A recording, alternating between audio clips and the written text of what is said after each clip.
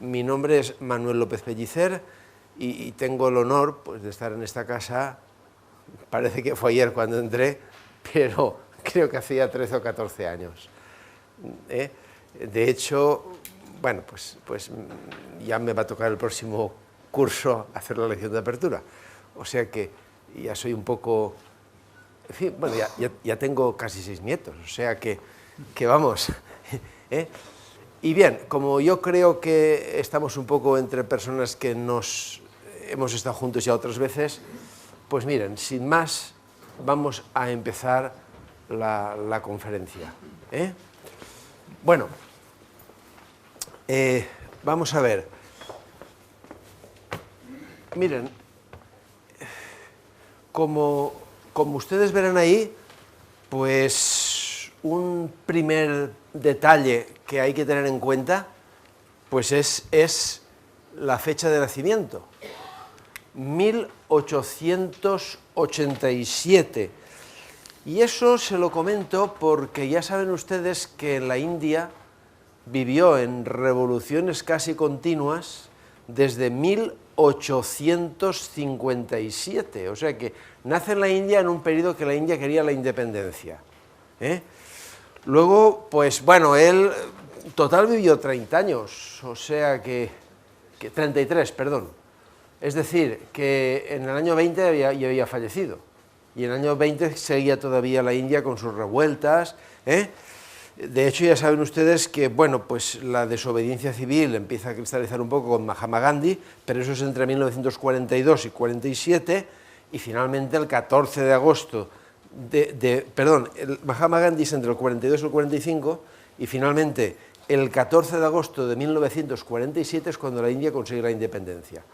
O sea que la primera cosa que quiero que pensemos es que vive en un país en revuelta continua por la independencia. Luego ya se pueden imaginar ustedes cuáles eran las condiciones económicas. Segunda cosa que he querido indicar es que pertenecía a la casta brahmin. Eso es una casta alta. Es decir, que de hecho él tenía ciertas convicciones propias de la India. Él creía que el hecho de atravesar el mar e irse a Inglaterra iba a hacerle perder su condición de brahmin y que se podía transformar incluso en paria. Y eso le coaccionó un poquito a la hora de irse a Inglaterra. El tema de las castas, no crean ustedes que ha desaparecido en la India. Tengo un buen amigo que trabaja en el Instituto de Exportación y está en la India, y les podría contar algunas anécdotas, como haber contratado a una persona para hacer la limpieza de la casa y que no limpiaba jamás el aseo. Y le llegó un momento que le preguntó por qué no limpiaba el aseo. Y le dio una razón muy simple. Él pertenecía a una casta que no podía limpiar el aseo. O sea que imagínense cómo era el tema este de las castas en ese momento. Bueno, aunque la casta era alta, pero era muy pobre. De hecho, su abuelo tuvo lepra, su padre pues trabajó en un comercio de telas, era contable en el colegio de telas, y bueno, pues a los 5 años entra en una escuela para miembros de su casta. Y ya a los 11 años pues obtiene el número 1 en los exámenes de enseñanza primaria y saca una beca en el instituto local. O sea, era un chico muy listo.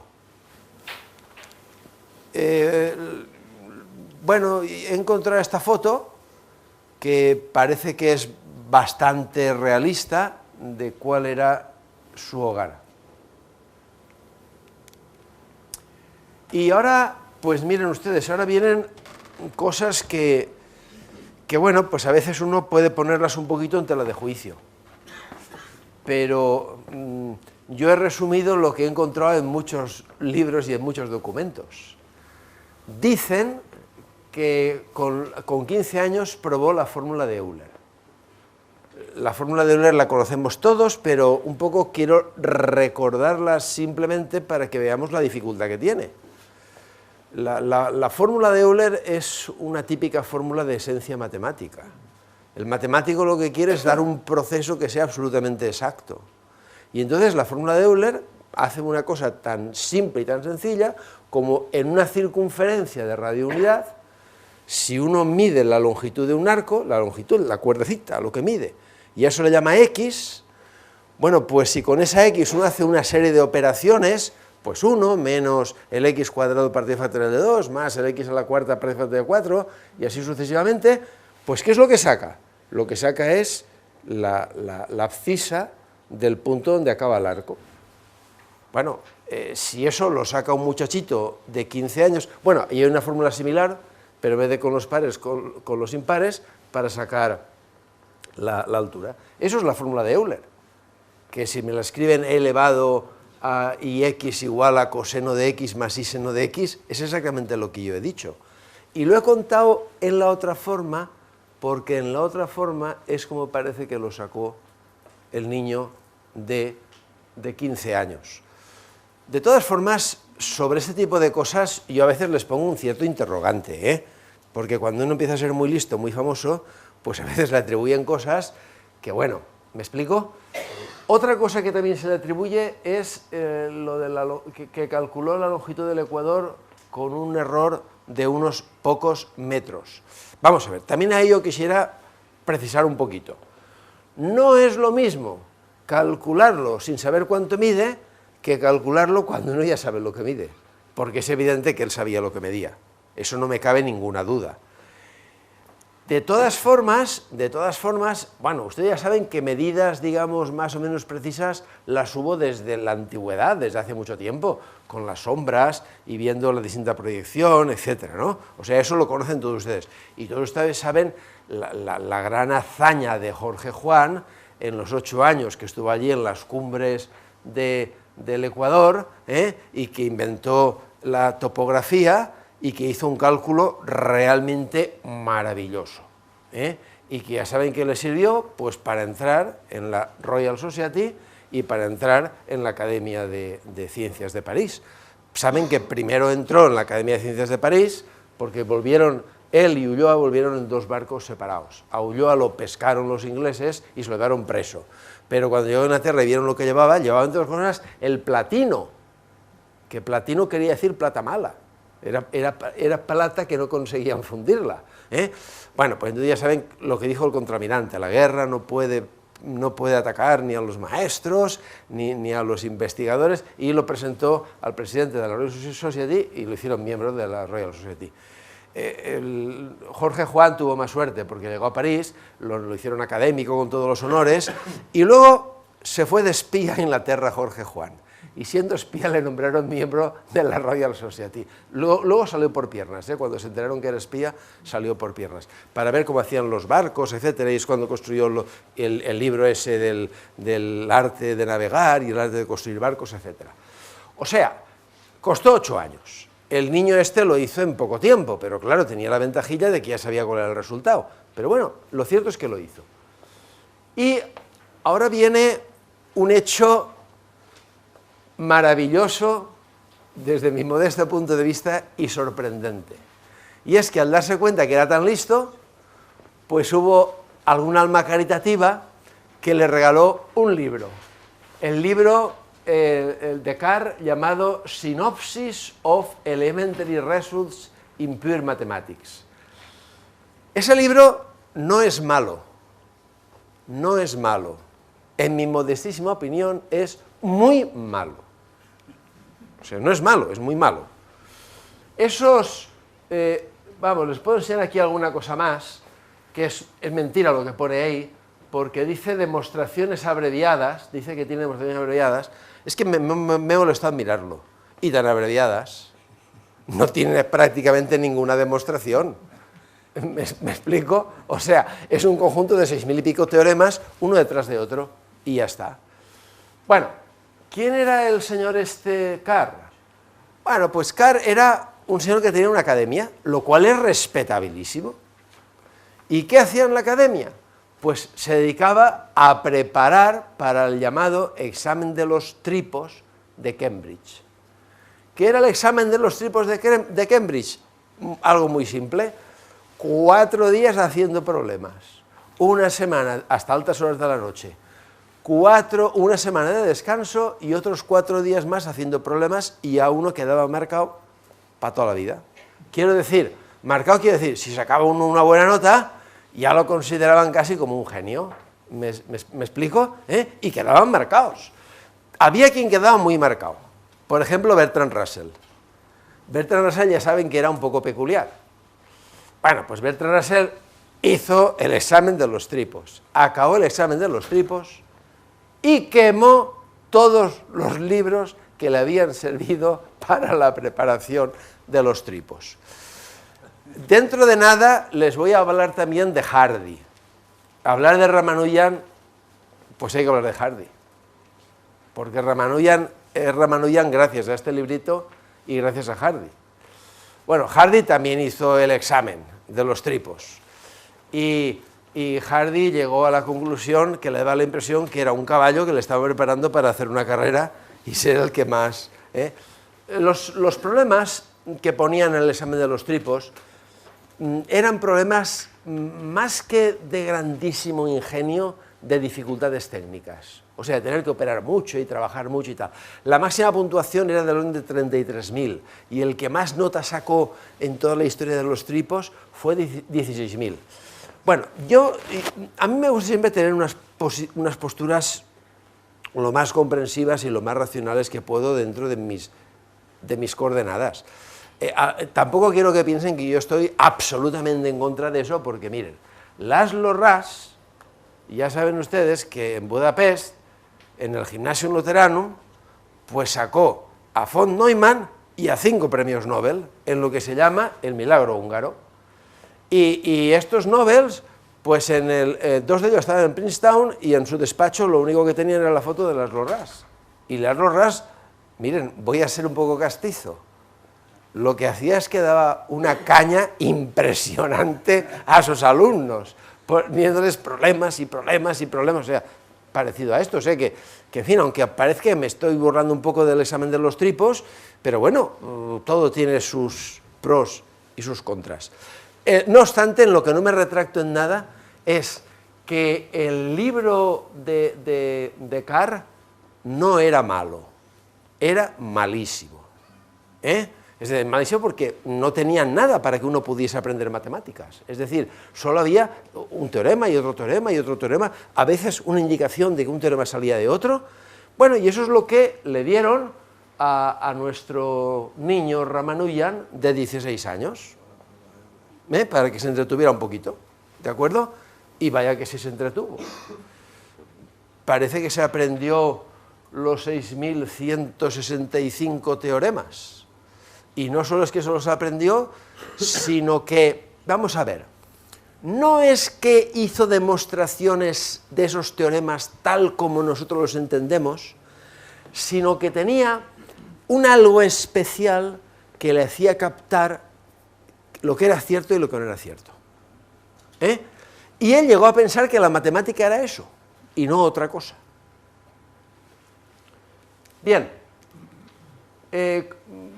prácticamente pues esa transparencia ya la hemos visto, es decir que ahí cuenta alguna pequeña anécdota con un poco más de detalle de lo que yo les he dicho, que bueno, pues el que mejor nota sacó en esos exámenes en Cambridge fue 16.368 puntos, yo lo he redondeado, sobre un máximo de 33.541. Bueno, eso yo creo que prácticamente pues ya se lo he comentado todo. Pero bueno, este fue el arranque, un muy mal libro, que según Hardy pues solo ha pasado a la posteridad por Ramanujan, si no, no hubiera pasado a la posteridad en absoluto. Bueno, con ese bagaje, pues a los 17 años supera los exámenes de ingreso a la Universidad de Madras y gracias a su destreza en matemáticas obtiene una beca. ¿Pero qué le pasa? Pues le pasa que empieza a no atender en clase y se dedica exclusivamente a hacer problemas de matemáticas. Es decir, o sea, llega a tener una obsesión completa y total por las matemáticas, vive olvidado de todo el mundo, de todo lo que le rodeaba y bueno, pues ya se imaginan qué es lo que va a pasar. Pues lo que va a pasar es que pues abandona todos los estudios, que no supera los exámenes, que pierde la beca, que huye a las montañas con una depresión fuerte y que a la vuelta pues no se le permite entrar en la universidad. Y se pasa 2 años dedicado exclusivamente a hacer matemáticas. Los resultados que va obteniendo, pues los va recopilando en unos grandes cuadernos, un poco sucios, y que, bueno, pues se han hecho famosos. Son los famosos cuadernos de Ramanujan. Imita al libro de preparación, es decir, que se dedica a escribir fórmulas que la mayoría no las demuestra. Claro, por supuesto, es fácil imaginarse que una gran parte de esas fórmulas ya estaban demostradas, lógicamente, y que algunas de esas fórmulas serían incorrectas. Pero bueno, el mérito global que tiene es realmente impresionante. Bueno, más cosas que contribuyen en su vida y en su historia. Pues miren, a los 22 años...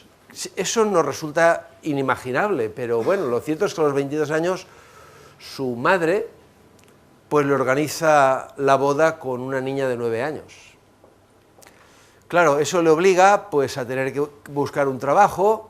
Él quiere buscar un trabajo que sea compatible con la dedicación a las matemáticas y eso no lo consigue. Y se le ocurre una buena idea. En el 1910 visita al fundador de la Sociedad Matemática India, que no lo he puesto ahí quién era, pero era Ramaswamy Iyer. Una pequeña nota, es que a veces es interesante que comparemos. Los indios fundan la Real Sociedad Matemática India en el 1906, ¿de acuerdo? Me parece que el año pasado, en noviembre, o sea, 2011, celebramos el centenario de la Real Sociedad Matemática Española. ¿Saben lo que les estoy diciendo, verdad? Que los indios, con esas condiciones tan terroríficas, fundan su sociedad matemática 5 años antes que la Real Sociedad Matemática Española. Sinceramente, me da un poco de sonrojo, pero bueno, bueno es saber las cosas como son. Bien, lo cierto es que Iyer tiene una idea genial. La idea genial que tiene Iyer es mandarle a visitar a Ramachandra Rao.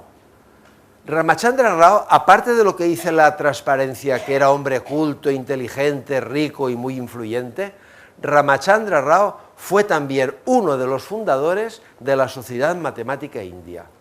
No lo sabía cuando escribí la transparencia, lo averigüé luego. O sea que el presidente Iyer le envía a otro de los fundadores, porque sabía que tenía dinero, sabía que era culto y además sabía que era una buena persona.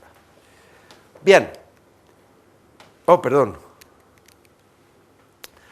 Me esforcé bastante por encontrar la foto de Ramachandra Rao, porque creo sinceramente que sin Ramachandra Rao no hubiésemos tenido a Ramanujan. Esto es una carta de Ramachandra Rao describiendo a Ramanujan, una figura corta y tosca, sin afeitar y no demasiado limpia. He cortado cosas, la carta es larga. Entró con un cuaderno deshilachado bajo el brazo. Era miserablemente pobre. Abrió su libro y comenzó a explicar sus descubrimientos. Paso a paso me llevó a las integrales elípticas, a las series hipergeométricas y finalmente a la teoría de las series divergentes, todavía no anunciada al mundo. Aquí voy a hacer una pequeña paradita. Bueno, se darán cuenta a lo largo de la charla mi admiración profunda, no solo por Ramanujan, sino también por Hardy. Pero hay algo que me duele muchísimo, y es que hay un libro así de gordito, que en la tapa pone Hardy solo, y que se llama Series Divergentes. No hace falta que les diga lo que estoy pensando, ¿verdad? Hubiera sido más elegante que hubiera puesto Hardy y Ramanujan. Lo escribió ya muerto Ramanujan, pero yo creo que hubiera sido lo elegante. en fin, me duele, pero bueno, las cosas son como son. Sigamos. Le pregunté qué deseaba y dijo que quería una ayuda de la que vivir para así proseguir sus investigaciones. Pues Ramachandra Rao le estuvo manteniendo un año y durante ese año pues continuó investigando. En el 1911 publica su primer artículo sobre números de Bernoulli. Todos ustedes recordarán lo que son los números de Bernoulli. La forma de escribir las primeras k'ésimas potencias se escriben en función de los números de Bernoulli. El 1 elevado a k, más 2 elevado a k, más puntos suspensivos, más n elevado a k, pues es el bn más 1k menos el b0k partido por k más 1. Salen así y los números son muy importantes, bueno, hasta en la función z de Riemann, por ejemplo. Bueno, pues ese primer artículo pues es un artículo impresionante. En el 12 publica 2 artículos más en la misma revista. Es conocido en la Universidad de Madrás, pero a pesar de eso no puede conseguir una beca. Les parecerá inexplicable, porque claro, era impresionante lo que estaba haciendo, pero piensen cuál era la situación de la India. La India estaba en continua guerra, prácticamente en continuas revueltas con el Imperio inglés. Bueno, lo cierto es que Ramachandra Rao hubiera seguido costeando la vida de Ramanujan más tiempo. Pero Ramanujan se sentía muy incómodo. Ramanujan quería ganarse su vida de alguna manera, no estar viviendo de que un señor le diera todos los meses un poquito de dinero. Bien, y entonces, pues lo que hizo Ramachandra Rao fue presentarle a este señor, a Naraya Iyer, que era el manager del Madras Port Trust. Y eso fue otra suerte para Ramanujan. ¿Por qué? Pues muy fácil. Porque ese puerto era visitado tanto por indios con altos cargos como por ingleses. Y empezaron a apreciar las cosas que hacía Ramanujan. Ramanujan estaba allí de escribiente. Y es así como el director general de Observatorios Meteorológicos del Imperio Británico, que había sido alumno y profesor de matemáticas en Cambridge, conoce la historia de Ramanujan cuando visita Madrás. Claro, este señor pues era un personaje con una potencia tremenda, y este fue a la Universidad de Madrás y le consiguió una beca por 2 años, solo por 2 años, que triplicaba el sueldo que ganaba en el puerto. Deja temporalmente el trabajo y desde ese momento se dedica profesionalmente a las matemáticas. Bien, aquí quiero añadir una precisión más, y es que le recomiendan que contacte con los matemáticos ingleses y manda una primera carta a un profesor del University College de Londres llamado Hill. Bueno, Hill recibe la carta, no acaba de entender bien una igualdad que pone con series divergentes. Vamos, es que si les digo, no la voy a decir, pero si les digo la igualdad dirán, qué bestiada, había escrito Ramanujan, pero claro, es que hay que entender lo que aquello quería decir. Pero Hill reunía 2 condiciones. Una, era un buen matemático, y 2, que desde mi modesto punto de vista es casi tan importante como la primera, era una buena persona. Porque hay gente que son muy buenos matemáticos, pero son unos puntos suspensivos, no, era una buena persona. Entonces, le escribe una carta Hill a Ramanujan animándole y recomendándole que estudie un libro. Bueno, lo de animar se anima, pero lo de estudiar un libro y aprender lo que era la demostración formal y tal, no. Eso no entraba en los esquemas de Ramanujan. Pero, animado, pues escribió 3 cartas a 3 insignes profesores de Cambridge. Los 2 primeros, no voy ni a citar su nombre, porque tal cual recibieron la carta, hicieron más o menos así. Y la tiraron. Así que no quiero ni citar su nombre. Voy a ser sincero, Hardy estuvo a punto de hacer lo mismo, fundamentalmente porque la carta estaba sucia, un poco mugrienta, ¿me explico? Pero Hardy le estaba dirigiendo entonces los primeros trabajos a otro genio, a Little Booth, y esa noche se reunían a trabajar y decidieron empezar a leer. ¿Por qué no empezamos a leer a ver lo que dice la carta del indio? Bueno, en primer lugar, he seleccionado algo de cómo empezaba la carta de Ramanujan. Apreciado señor, me permito presentarme a usted como un oficinista de Madrás con un salario de 20 libras anuales. No mentía, ¿eh? Ese era el salario de oficinista, que es lo que iba a tener en cuanto se acabara la beca, que la beca se acababa enseguida. Anuales, ¿eh?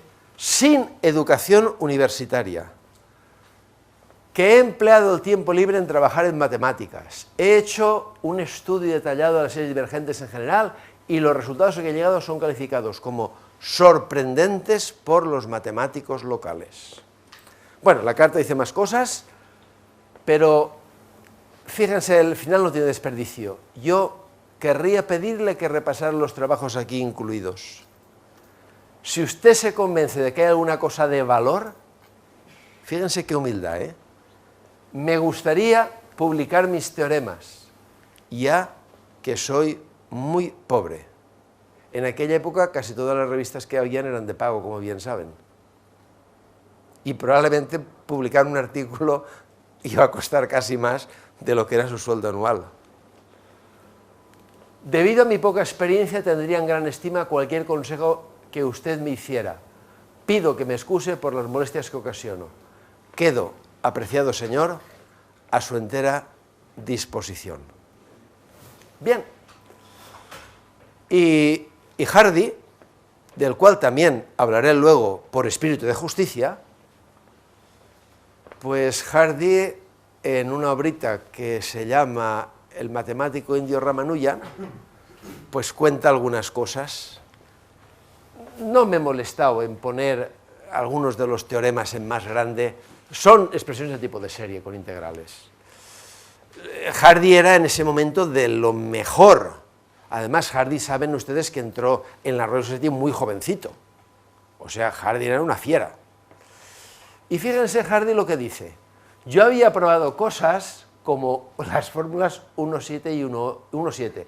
1.8 me da vagamente familiar. De hecho, es una fórmula clásica de Laplace probada por Jacobi. O sea, piensen que Ramanujan sale de cero y que está probando cosas de Laplace probada por Jacobi. El 1.9 está en un artículo de Rogers, del 1907. Luego, Hardy confiesa que como experto en integrales definidas probablemente podría probar 1.6 y 1.5. Perdón, 1.5 y 1.6. Dice, lo hice, pero con muchas más dificultades de las que esperaba. Y si seguimos con la carta, dice, las fórmulas 1.1 a 1.4 eran mucho más interesantes. Y pronto resultó obvio que Ramanujan debía tener teoremas muchos más generales que estaba reservando. La segunda es una fórmula de Bauer. Se darán cuenta que todos los nombres que estoy diciendo son la élite fuerte de ese periodo.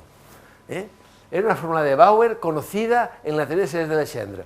Los teoremas necesarios para probarla están en el Tratado de Bally sobre funciones hipergeométricas. Las fórmulas 1.10 a 1.13 son de un nivel muy diferente, obviamente difíciles y profundas.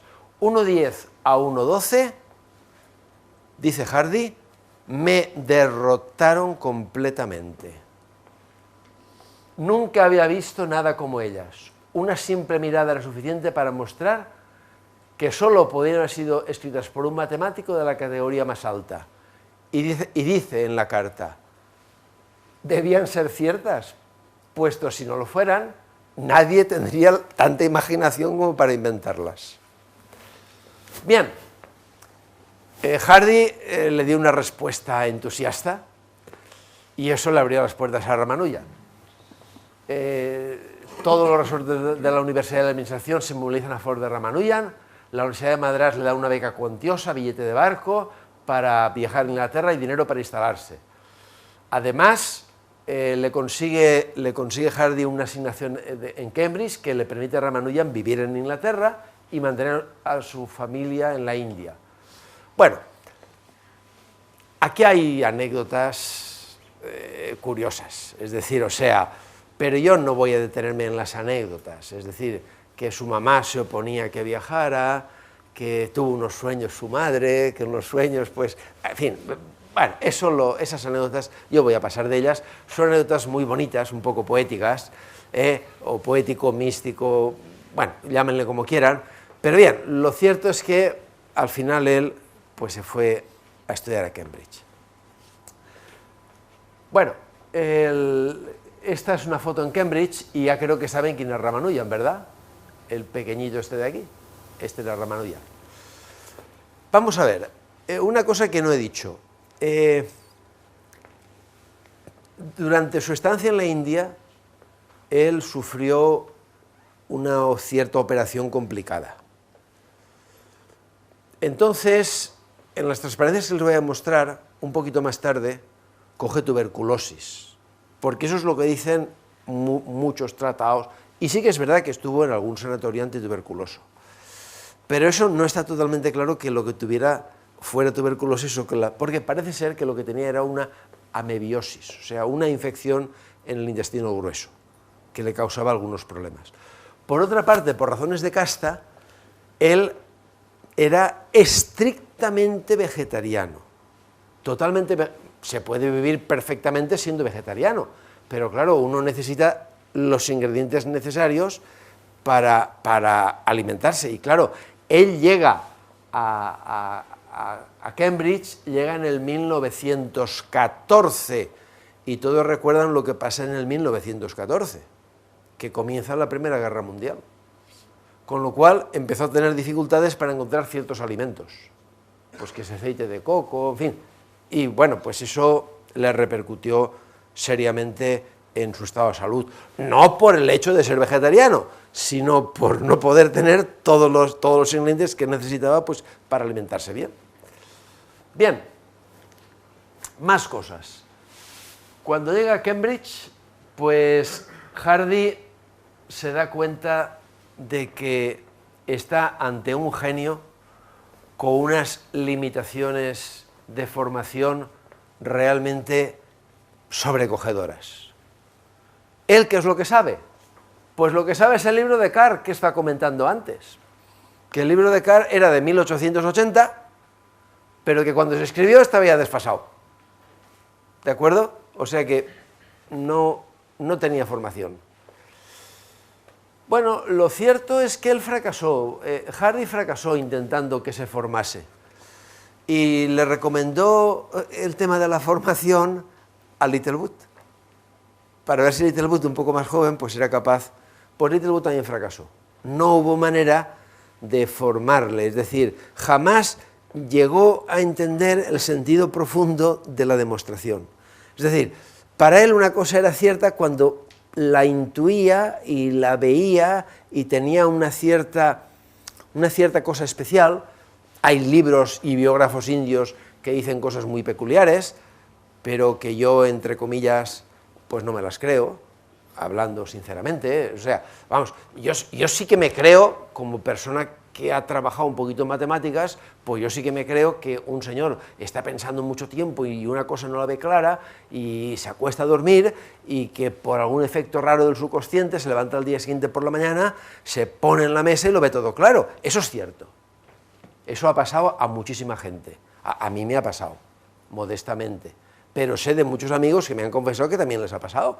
Pero bueno, eso es un efecto del subconsciente, no es ningún efecto de ninguna otra cosa extraña, ni rara, ni peculiar.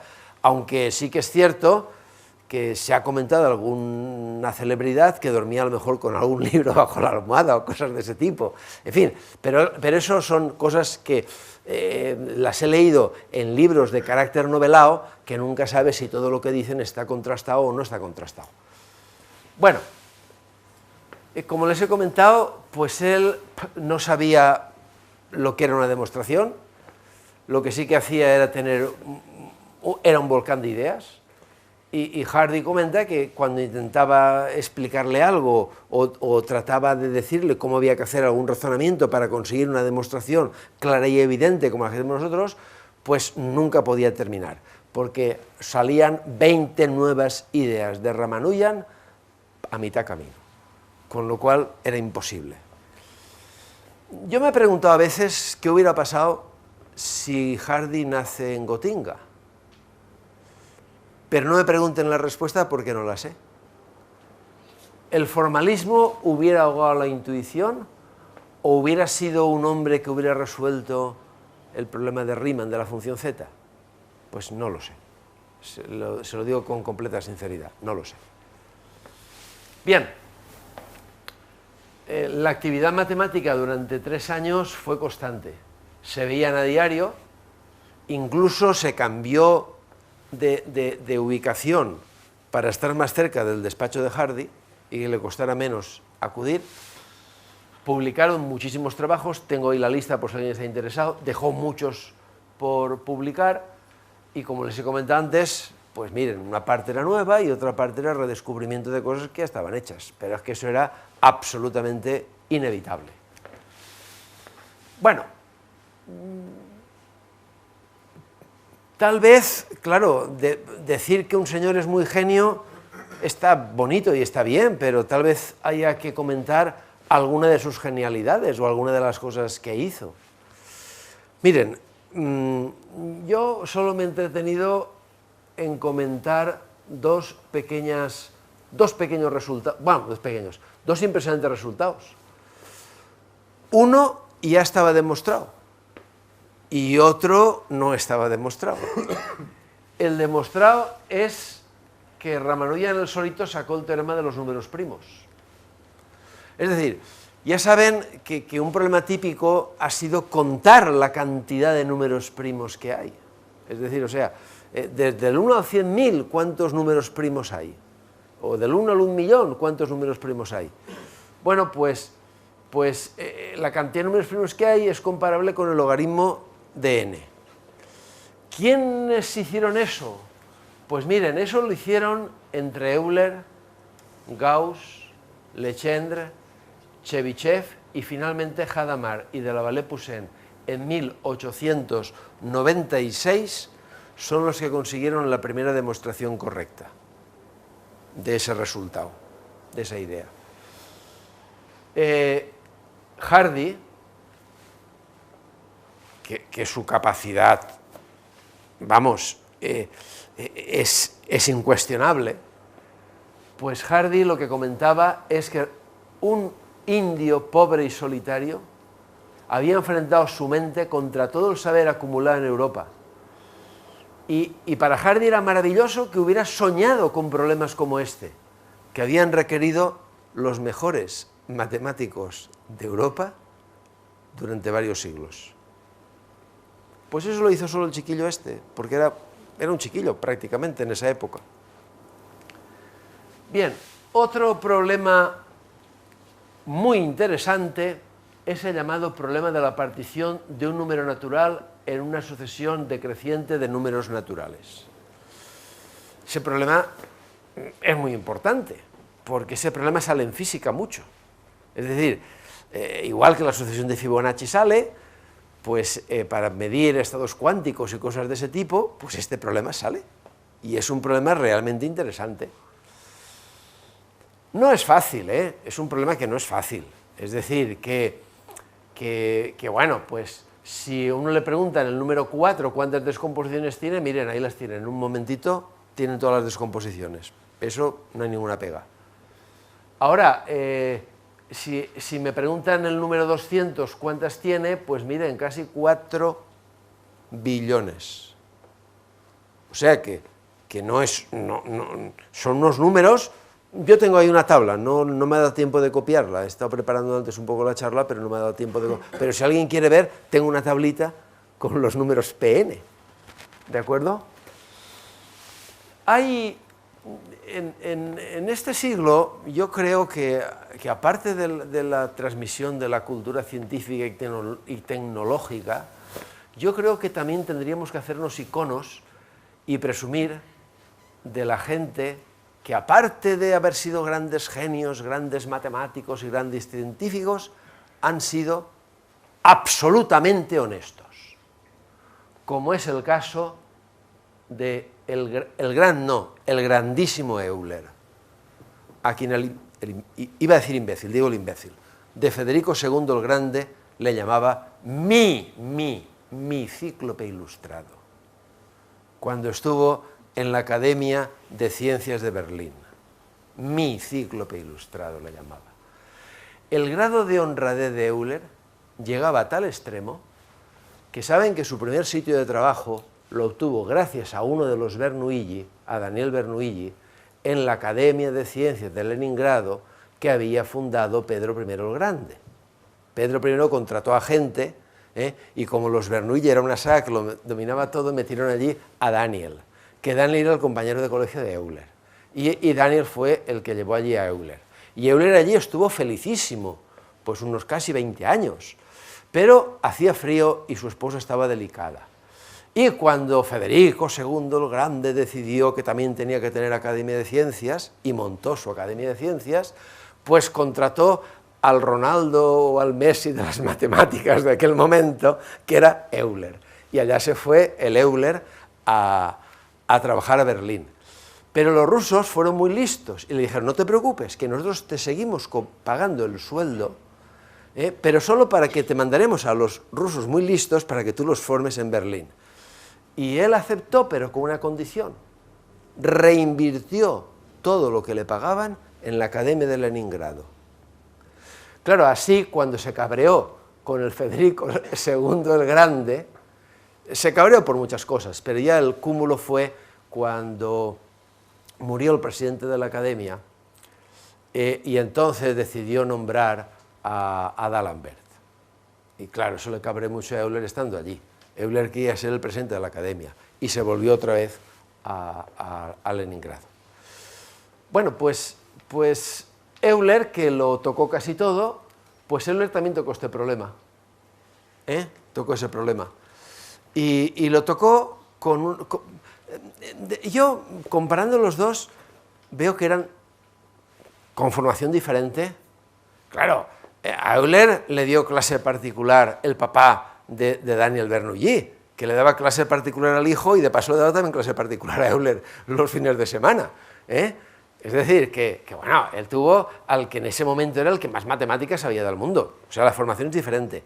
Pero los dos tenían una habilidad para coger ciertas cosas difíciles y transformarlas en fáciles. Es decir, ¿cuál es la aproximación de Euler al problema de la partición? Pues muy fácil, con la fórmula esa que la conocemos todos a la perfección, de la progresión geométrica de razón menor que la unidad, pues Euler cogió y empezó a aplicar esa fórmula, pero en vez de con el x al cuadrado, con el x al cubo. Y entonces saca todo esto de aquí. Y si se piensa un poquito, pues uno se da cuenta que los coeficientes cuando hace el producto corresponden, casi todos corresponden con los números Pn. Casi todos. Hay alguna pequeña variación, pero bueno, él sabía que iban por ahí los tiros. Bueno, pues el problema lo resolvieron bien resuelto Ramanujan y Hardy en el 17 con una fórmula asintótica que, para no perder el tiempo, yo copiaba antes aquí. Es una fórmula complicada, como ven ustedes, y que, bueno, demuestra una potencia. Digo asintótica porque hay un resto, que el resto es un infinitésimo por la raíz cuarta de n. O sea que para números muy grandes la fórmula es de maravilla. Bueno, pues miren, comentando más la potencia impresionante de Ramanujan.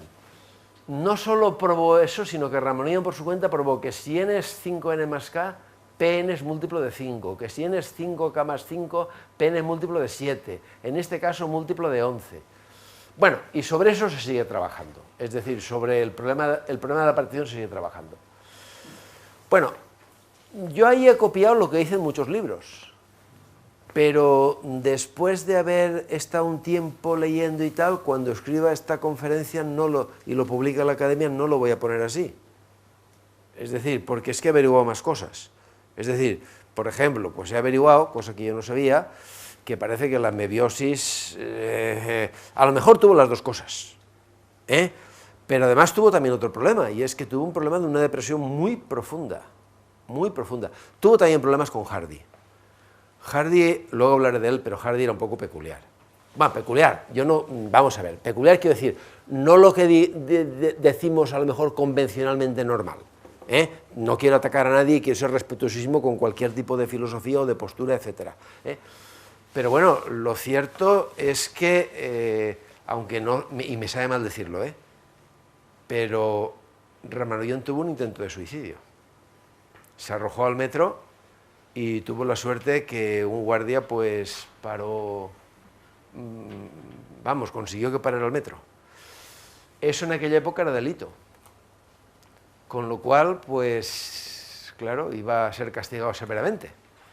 Pero Hardy era muy influyente, con lo cual Hardy consiguió que lo metieran en un sanatorio, donde tenía que estar internado un año. Bueno, luego lo cambiaron, pero vamos, ya a partir de ese momento su estado de salud no fue bueno. Y bueno, pues, aunque prácticamente desde entonces no salió de los hospitales, pues Littlewood, del cual he estado hablando ya un poquito, pues decía que cada entero positivo pues era un amigo personal de Ramanujan. Y miren, esta anécdota, hablando de Ramanujan, hay que contarla. Es obligado a contar esta anécdota. Hardy pues le hacía visitas, ya no trabajaban juntos en el despacho, trabajaban en el hospital, y Hardy le visitó en una ocasión y dio la casualidad que la matrícula del taxi era el número 1729. Y cuando llegó Hardy lo encontró muy pachucho y no sabía qué decirle. Eso pasa, cuando vas a visitar a un amigo y está muy mal, ¿qué le vas a decir? ¡Qué bien te veo! Parece tomadora de pelo. Y si le dices, creo que no llegas a mañana, pues peor todavía, ¿no? Y entonces le dijo, fíjese lo que me ha pasado. Se hablaban de usted, Era otra época. Dice, a mí me gusta más, un poco más coloquial, pero bueno. Dice, fíjese lo que me ha pasado. He venido con un taxi que la matrícula era un número imbécil, un número que no tiene ninguna propiedad. Y el medio muerto le dice, no diga usted eso, que es el número más pequeño que puede escribirse de dos formas diferentes como suma de dos cubos. Claro, es 1000 más 729, que es 10 al cubo más 9 al cubo, pero es que también es 1728, que es 12 al cubo, más 1. Bueno, eso tiene gracia, pero lo que tiene más gracia es que Hardy le dijo, oiga, ¿y cuál es el número más pequeño que le pasa eso con las potencias cuarta? Y el medio muerto se quedó allí un poco pensando y le dice, mire, puedo afirmarle que es un número muy grande. Como se demostró unos cuantos años después, algunas de las conjeturas de él, como la tau, por ejemplo, le ha servido a Deligne para conseguir la medalla Fields casi 100 años después. Es decir, su mente era impresionante, absolutamente impresionante. Bien,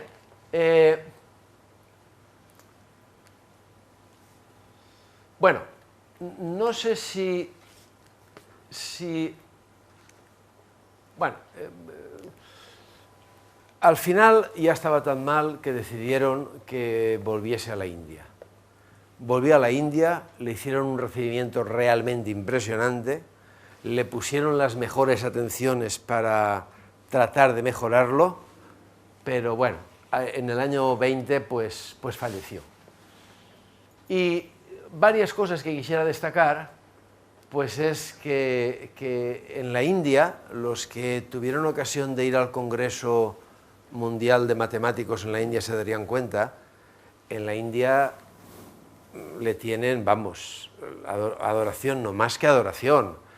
Y el nivel en la India en este momento en matemáticas es bastante alto, sobre todo en Estados Unidos, ¿Qué quiero decir con Estados Unidos? Que no es raro que vayan a una universidad de Estados Unidos y que se encuentren que los directores de departamento, los decanos de matemáticas, sean indios. Por ejemplo, en la famosa Universidad de Florida en Gainesville, el decano es indio, un indio muy bueno, que además está haciendo muchísimo. Bueno, pues Nehru, en ese 75 aniversario, escribió: la breve vida y la muerte de Ramanujan simbolizan las condiciones de la India, donde pocos consiguen alguna educación y muchos millones viven al filo de la muerte por inanición. Si la vida les ofreciese comida, higiene y educación, muchos de esos millones serían científicos eminentes, educadores, técnicos, industriales, escritores y artistas, ayudando a construir una nueva India y un mundo nuevo. Bueno, tal vez haya dicho pocas cosas sobre su personalidad. Pues miren, cosas que me gustaría destacar es su extrema sencillez, que no se vio afectada en lo más mínimo por el éxito, que era un ser completamente normal, que se podía hablar con él prácticamente de cualquier cosa, y en política era pacifista ultra radical. Eso impidió que fuera catedrático en Cambridge. ¿Por qué?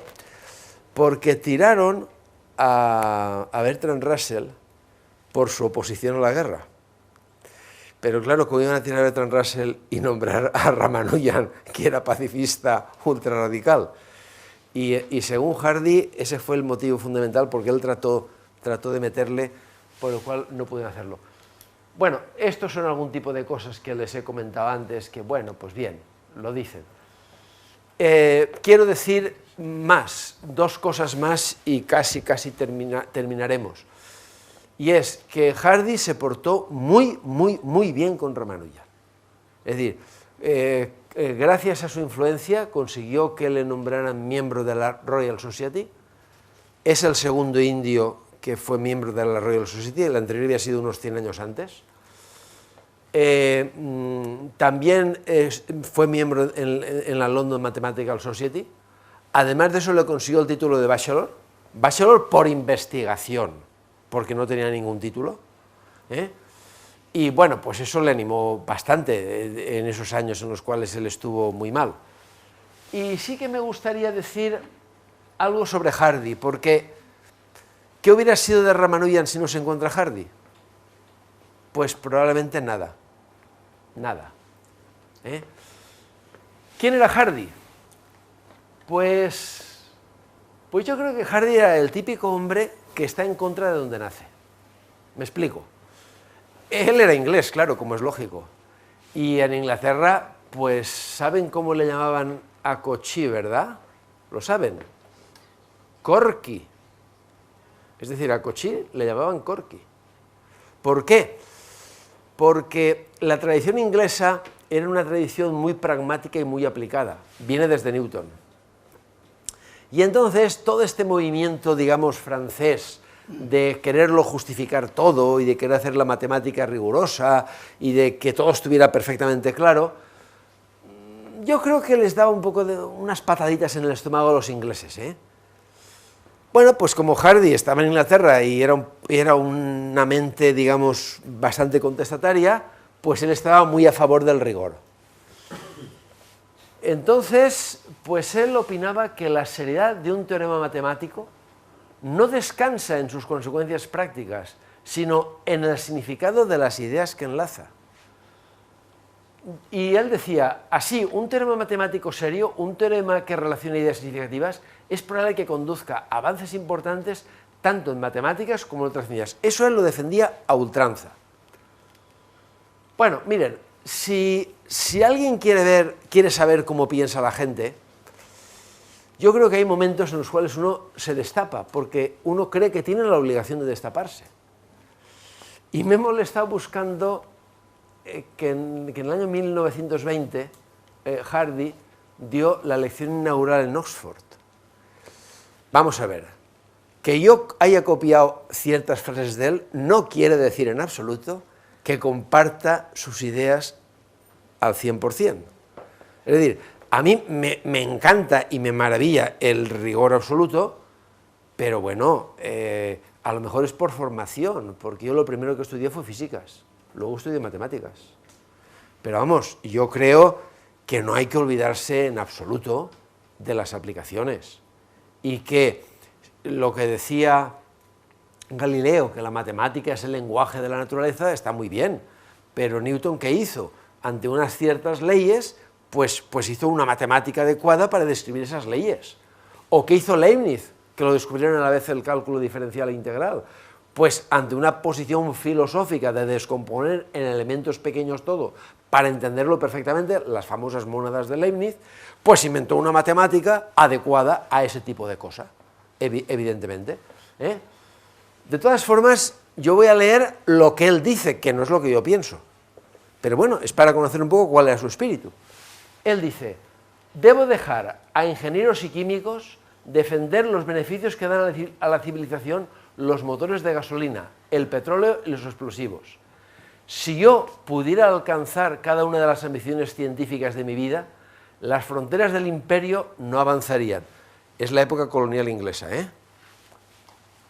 Ni un hombre negro volaría en pedazos.